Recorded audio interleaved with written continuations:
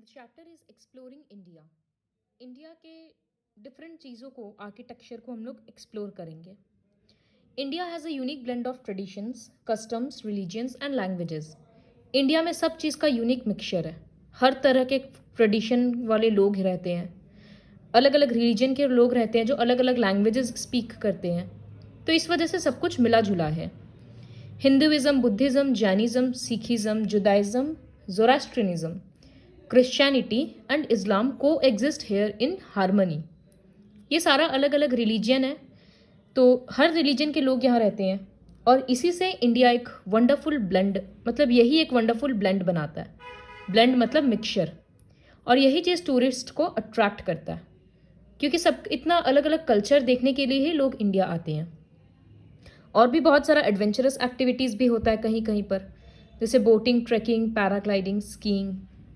Tourist यहाँ का festivals देखने भी आते हैं, म्यूज़िक और डांस देखने के लिए भी आते हैं। तो कुछ कुछ प्लेसेस हम लोग एक्सप्लोर करते हैं, जैसे आगरा। आगरा यूपी में है, 204 किलोमीटर्स है ये दिल्ली से, and is well connected by air, train and road transport. इसका मतलब फ़्लाइट भी है दिल्ली से, ट्रेन्स भी है और रोड से भी जा सकते हैं।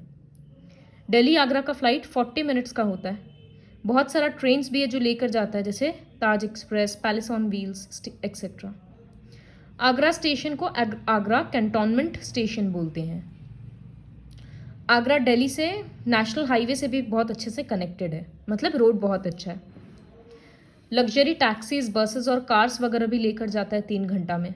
लग्जरी है मतलब सीट्स बड़ा बड़ा होता है, फैसिलिटीज़ ज़्यादा रहता है, इस तरह से। आगरा का 2 मेन बस स्टैंड है, ईदगाह बस स्टैंड और Agra fort bus stand. Okay, so Agra, अच्छा, पैलेस ऑन व्हील्स के बारे में अगर पढ़ेंगे तो ये एक सुपर लग्जरी ट्रेन है। चग्स आउट ऑफ दिल्ली, मतलब दिल्ली से शुरू होता है और राजस्थान जाता है हर वेंसडे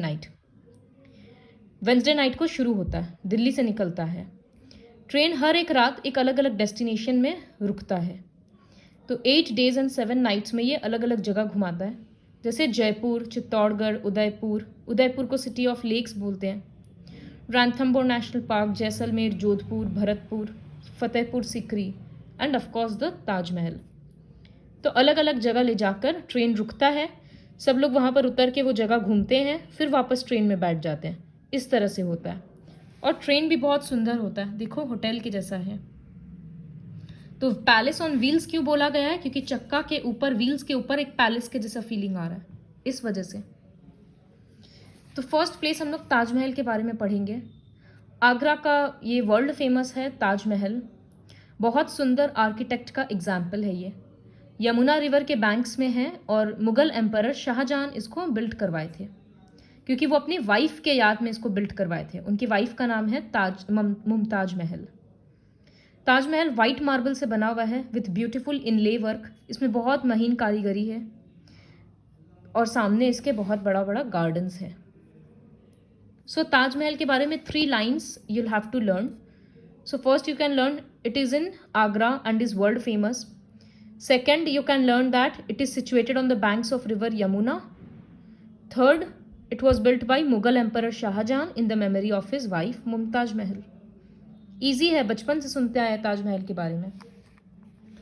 ताजमहल को बनने में 22 ईयर्स लगा था और 20,000 पीपल उसको मिलकर कंस्ट्रक्ट किए थे। और इसके लिए सामान फॉरेन कंट्रीज से आया था, India, China, Tibet, Sri Lanka and Arabia. Next, Agra fort. ये ताजमहल से 2 किलोमीटर दूर है और ये अकबर इसको बनाना शुरू किया था, लेकिन उस शाहजहां जो उसके बाद आया वो इसको कंप्लीट किया। आगरा फोर्ट का 2 मेन गेट है एंट्रेंस, जिसको बोलते हैं दिल्ली गेट और अमर सिंह गेट। तो किला में घुसने का गेट होता है, तो वो 2 गेट हैं। Agra fort consist of many buildings like, अब ये किला है, पहले का किला मतलब शहर के साइज के बराबर होता था, तो इसके अंदर बहुत सारा इंपॉर्टेंट बिल्डिंग्स हैं, जैसे जहांगीर महल, खास महल, मुसामन बुर्ज, दीवाने खास, शीश महल। इस तरह से अलग अलग हॉल्स रहता था, अलग अलग पर्पस के कारण। तो लर्न करना होगा कि 2 एंट्रेंस का नाम क्या है, इसके अंदर अलग अलग कौन कौन सा बिल्डिंग है, और थर्ड पॉइंट लर्न कर सकते हैं that it is 2 kilometres away from Taj Mahal. Next Fatehpur Sikri. Fatehpur Sikri Agra से 37 किलोमीटर्स दूर है। ये रेड सैंडस्टोन से बिल्ड किया गया है। इसमें स्लोपिंग लेवल्स है और terraces where different buildings were built like Jama Masjid, Buland Darwaza, tomb of Sheikh Salim Chishti, Panch Mahal, Anup Talab. तो फतेहपुर में अलग अलग बिल्डिंग्स ये रहा। टाउन का ड्रेनेज सिस्टम बहुत अच्छा था, मतलब सारा गंदा पानी निकालने का सिस्टम अच्छा था और वाटर सप्लाई का सिस्टम भी बहुत अच्छा था। आगरा में घूमना काफ़ी इजी है क्योंकि taxi, auto rickshaw, cycle rickshaw सब कुछ इजीली अवेलेबल होता है। लेकिन इन दिनों डीजल और पेट्रोल व्हीकल्स को अलाउ नहीं करता है क्योंकि पोल्यूशन रोकना है। Only pollution free battery operated vehicles, tongas, camel carts and rickshaws are allowed. Akbar अपना कोर्ट आगरा से फतेहपुर सिकरी शिफ्ट किया था 13 ईयर्स के लिए। कोर्ट शिफ्ट किया मतलब वो खुद आगरा में रहता था तो उसका सारा काम भी आगरा से होता था, लेकिन बाद में वो फतेहपुर सिकरी रहने लग गया था। 13 ईयर्स के लिए वो रहा था क्योंकि वहाँ पर एक सूफ़ी सेंट, जैसे साधु महात्मा लोग होते हैं वैसे ही सूफ़ी सेंट शेख सलीम चिश्ती वो फतेहपुर में रहते थे, तो उसके पास रहने के कारण अकबर भी वहीं रहने लग गया। श्राइन ऑफ सूफी शेख सलीम चिश्ती हम लोग पढ़े थे ना पिछले चैप्टर में, राजस्थान में है, तो वही सलीम चिश्ती है ये। तो ये था आगरा का 2-3 प्लेसेस के बारे में। अब Manipur. Situated in the north east part of India, Manipur is known as jewel of India क्योंकि ये इतना खूबसूरत है कि इसको इंडिया का ज्वेल बोला जाता है। पॉपुलेशन यहाँ पर अलग अलग ट्राइब्स के हैं, तो यूनिक कल्चर है। मणिपुर सारे सिटीज़ से एयर से ज़्यादा अच्छे से कनेक्टेड है, मतलब फ्लाइट्स के थ्रू। इसका एयरपोर्ट इम्फाल में है, जो इम्फाल मणिपुर का कैपिटल भी है। रोड और रेलवेज़ का ज़्यादा अच्छा कनेक्शन नहीं है क्योंकि पहाड़ों पर रेलवे लाइंस इतने अच्छे से नहीं लगाया जा सकता। The nearest railway junctions are at Silchar in Assam and Dimapur in Nagaland. तो यहाँ पर एयर स्टेशन है ही नहीं। पास में सिलचर असम में है और नागालैंड में है। मणिपुर का हाईवेज वगैरह भी ठीक है।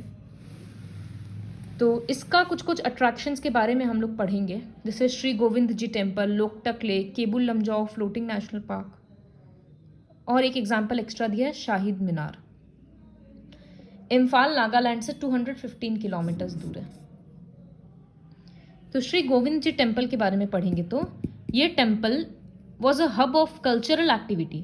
हब मतलब यहाँ पर सारा पूजा पाठ का रस्म किया जाता था जब किंग्स का रूल था, महाराजा के टाइम पे।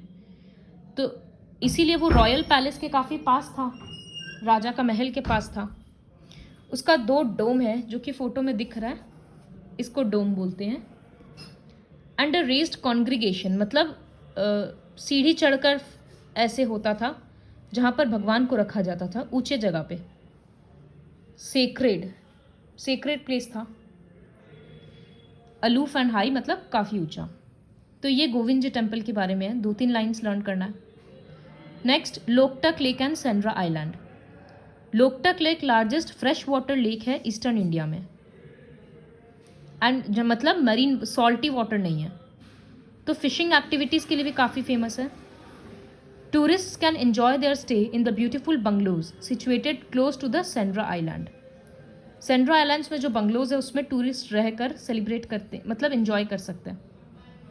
Loktak lake is also world famous for great variety of orchids. Next, Keibul Lamjao national park. ये एक इंडिया का अनोखा नेशनल फ्लोटिंग नेशनल पार्क है। It is 53 kilometres from Imphal. यहाँ पर इस तरह से ये फ्लोटिंग वीड्स होता है। वीड्स मतलब अनवांटेड प्लांट्स। ये फ्लोट करता है और बहुत ज़्यादा है, इसी वजह से इसको बोला गया फ्लोटिंग नेशनल पार्क। हट्स वगैरह भी इसके ऊपर होता है। The park is famous for the endangered brow antlered deer of Manipur Sangai. तो ये पूरा नाम लर्न करना पड़ेगा कि कौन से एनिमल के कारण ये फेमस है। Brow antlered deer of Manipur Sangai. अब मैसूर के बारे में पढ़ेंगे। तो मैसूर कर्नाटका का हिस्टोरिकल सिटी है। आर्ट और कल्चर बहुत रिच है, राजा लोगों का रूल था यहाँ पर। तो सिटी में बहुत सारा पैलेस है, गार्डन है और मंदिर है। मैसूर को पहले महिशूर बोलते थे। The nearest airport is at Bengaluru और 139 किलोमीटर्स है वो मैसूर से। सिटी बैंगलोर से, चेन्नई से, दूसरे साउथ इंडियन सिटीज से रोड से और रेलवे से अच्छे से कनेक्टेड है। Passenger ship services are available from Port Blair to Chennai, Kolkata and Visakhapatnam. Port Blair मतलब अंडमान में, तो अंडमान से चेन्नई, कोलकाता और विशाखापट्टनम अच्छे से कनेक्टेड है। तो मैसूर में मैसूर पैलेस के बारे में पढ़ेंगे। तो पहले यहाँ वोडेयर रूलर्स बोलकर पूरा किंगडम था, मतलब फैमिली था राजा का, वो लोग रहते थे। लेकिन अब इस पैलेस को म्यूजियम बना दिया गया है। तो राजा लोगों का पेंटिंग्स, ज्वेलरी, उनका कपड़ा, रॉयल कॉस्ट्यूम्स और ये सब चीज़ का डिस्प्ले रहता है। The golden royal elephant throne, throne मतलब जिस चेयर पे वो किंग बैठता था, तो वो एलिफेंट का उसमें थोड़ा डिज़ाइन था और पूरा गोल्ड का बना हुआ था, वो डिस्प्ले में है। दरबार hall and the Kalyan Mandap are the main attractions here. Kalyan Mandap मतलब वेडिंग हॉल। तो कौन रहता था वोडेयर रूलर्स, म्यूजियम में क्या क्या है वो, और क्या क्या अट्रैक्शंस है वो, 3 लाइन हो गया। यहाँ लिखा है मैसूर पैलेस में एक यूनिक फ्रेंच क्लॉक भी है। हर 1 घंटा में एक परेड निकलता है मिनिएचर सोल्जर्स का, मतलब छोटा छोटा सोल्जर है जो परेड करते हुए हर 1 घंटा में निकलता है, ऐसा क्लॉक में है। और ड्रम्स जितना बार मारता है इसका मतलब वो सेकंड है, और जब जोर से मारेगा तो इसका मतलब 1 मिनट हो गया। So beating of drums by the soldiers mark represents the seconds. वो 60 टाइम धीरे धीरे मार दिया, फिर जोर से मारा, मतलब मिनट हो गया। इसी तरह से 60 मिनट्स होने पे 1 आवर हो जाएगा। इसी तरह से क्लॉक देखा जाता था। और जो रॉयल एलिफेंट थ्रोन है उसमें 84 kgs ऑफ गोल्ड है, और वो भी 24 कैरेट गोल्ड, मतलब एकदम प्योर सोना, प्योर गोल्ड, कोई उसमें मिक्सिंग नहीं है। Next Vrindavan garden. ये काफ़ी एक फेमस गार्डन है, located on the terrace of Krishna Raj Sagar dam, Mysore में, रिवर कावेरी के ऊपर। It was built in 1932 by Krishna Raja Wodeyar 4, जिसको गार्डन्स का बहुत शौक था। यहाँ पर म्यूजिकल फाउंटेन है, मतलब इस तरह से फाउंटेन में लाइट जलता है और म्यूजिक के अकॉर्डिंग ये ऊपर नीचे होता है। तो बहुत अच्छा लगता है देखने में, कलर्स भी है, म्यूजिक भी है और डांस भी है, वाटर भी है। प्रिजर्विंग आवर हेरिटेज, ये हम लोगों का जो हेरिटेज है, मॉन्यूमेंट्स के फॉर्म में, कल्चर के फॉर्म में, नेचुरल ब्यूटी के फॉर्म में, इसको क्यों प्रिजर्व करना चाहिए? क्योंकि ये हम लोगों का ग्लोरियस पास्ट का हिस्ट्री है कि हाँ राजा लोग पहले कैसे रूल करते थे, कितना अच्छा से करते थे, कितना सुंदर बनाए थे कंट्री को। तो ये हम लोगों का ग्लोरियस पास्ट है जो हम लोगों को फ्यूचर जनरेशन को देना चाहिए। तो इसको हम लोग डिस्ट्रॉय नहीं कर सकते हैं। डिस्ट्रॉय कैसे हो रहा है? जैसे आज ताजमहल येलो होते जा रहा है पॉल्यूशन के कारण, तो वो ख़राब हो रहा है। नेचुरल ब्यूटी ख़त्म कर रहे हैं हम लोग पॉल्यूशन से, फॉरेस्ट कट करके, रिवर वाटर पॉल्यूशन करके, इस तरह से। तो ये सब नहीं करना चाहिए। सब हेरिटेज एक एक स्टोरी बताता है। तो हेरिटेज 3 टाइप का होता है, नेचुरल हेरिटेज, बिल्ट हेरिटेज और लिविंग हेरिटेज। नेचुरल हेरिटेज मतलब जो नेचर से मिला है, वाटर, लैंड, ट्रीज, ये सब। बिल्ट हेरिटेज जो हम लोग बनाए हैं, मॉन्यूमेंट्स और केव्स। और लिविंग हेरिटेज मतलब डांस फॉर्म हो गया, परफॉर्मिंग आर्ट्स, लिटरेचर, ये सारा लिविंग हेरिटेज में आता है। So this is all about the chapter exploring India.